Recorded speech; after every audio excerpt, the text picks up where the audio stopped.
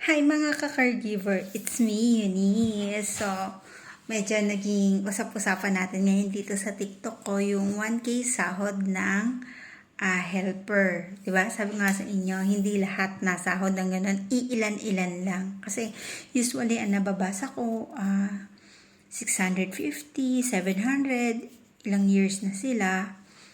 So, pahirapan pa. Siguro pag generous talaga ang amo mo, mayaman talaga, makakuha ka ng ganun sahod. So, anyway, medyo na-curious lang ako sa comment ni ma'am. So, mag-o-opinion lang ba ako as a caregiver dito sa Singapore?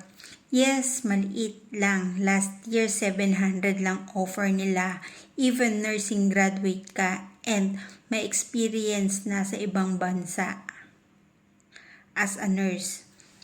So, kung ako graduate na nursing or nurse ako sa ibang bansa, hindi ko kukunin yung ganyang sahod na 700. Unang-una kasi may professional ako. Kung ako graduate na nursing or nurse ako sa ibang bansa, tapos pupunta ko dito sa Singapore, hindi ko kukunin yung ganyang sahod na 700. Magki-caregiver na lang ako, 800, pataas pa.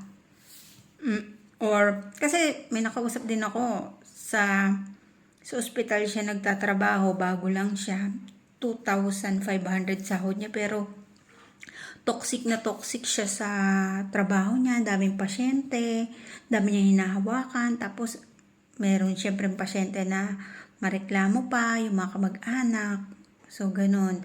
Pero kung ako graduate ng nursing, hindi ako board passer, hindi ko pa rin kukunin yung 700 na sahod. So, maghahanap ako ng mas mataas sa 700, kahit 1K.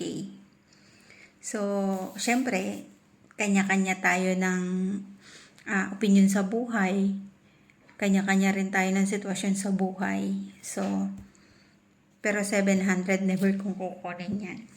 So, yun lang po. Pero kung gusto ng iba, gawing stepping stone ng 700 para makakuha ng experience or para makapag-transfer sa iba, para lang makatungtong sa bansa na gusto nila, why not? Pero tatagal ako ng 3 years, 4 years sa 700, hindi po. Kasi sayang naman yung pinag-aralan. So, based lang yan po yun sa opinion ko So, yun lang po. Ingat and God bless.